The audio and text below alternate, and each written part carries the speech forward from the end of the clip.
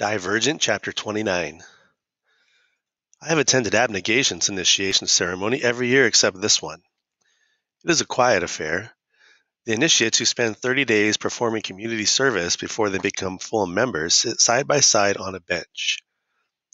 One of the older members reads the Abnegation Manifesto, which is a short paragraph about forgetting the self and the dangers of self-involvement. Then all the older members wash the initiate's feet. Then they all share a meal, each person serving food to the person on his left. The Dauntless don't do that. Initiation Day plunges the Dauntless compound into insanity and chaos. There are people everywhere, and most of them are inebriated by noon. I fight my way through them to get a plate of food at lunch and carry it back to the dormitory with me. On the way, I see someone fall off the path on the pit wall, and judging by his screams and the way he grabs at his leg, he broke something. The dormitory, at least, is quiet. I stare at my plate of food. I just grabbed what looked good to me at the time, and now that I take a closer look, I realize that I chose a plain chicken breast, a scoop of peas, and a piece of brown bread.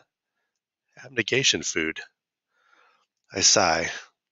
Abnegation is what I am. It is what I am when I'm not thinking about what I'm doing. It is what I am when I am put to the test.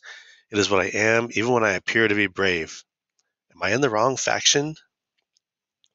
The thought of my former faction sends a tremor through my hands. I have to warn my family about the war the erudite are planning, but I don't know how. I will find a way, but not today. Today I have to focus on what awaits me, one thing at a time.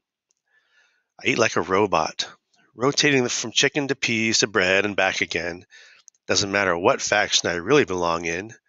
In 2 hours, I will walk to the fear landscape room with the other initiates, go through my fear landscape, and become dauntless. It's too late to turn back. When I finish, I bury my face in my pillow. I don't mean to fall asleep, but after a while I do, and I wake up to Christina shaking my shoulder. "Time to go," she says. She looks ashen. I rub my eyes to press the sleep from them. I have my shoes on already. The other initiates are in the dormitory, tying shoelaces and buttoning jackets and throwing smiles around like they don't mean it.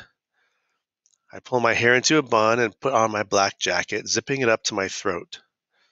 The torture will be over soon. But can we forget the simulations? Will we ever sleep soundly again with the memories of our fears in our heads? Or will we finally forget our fears today like we're supposed to? We walk to the pit and up the path that leads to the glass building. I look up at the glass ceiling. I can't see daylight because the soles of shoes cover every inch of glass above us. For a second, I think I hear the glass creak, but it is my imagination. I walk up the stairs with Christina, and the crowd chokes me. I'm too short to see above anyone's head, so I stare at Will's back and walk in his wake. The heat of so many bodies around me makes it difficult to breathe. Beads of sweat gather on my forehead. A break in the crowd reveals what they are all clustered around, a series of screens on the wall to my left.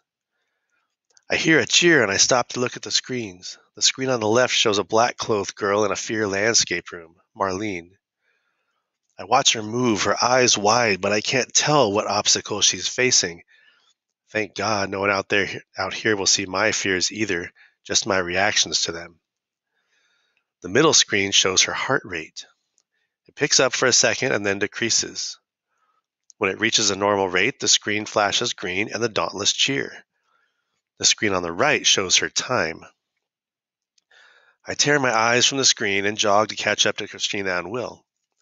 Tobias stands just inside a door on the left side of the room that I barely noticed the last time I was here. It is next to the fear landscape room. I walk past him without looking at him. The room is large and contains another screen, similar to one on the outside. A line of people sit in chairs in front of it. Eric is one of them, and so is Max.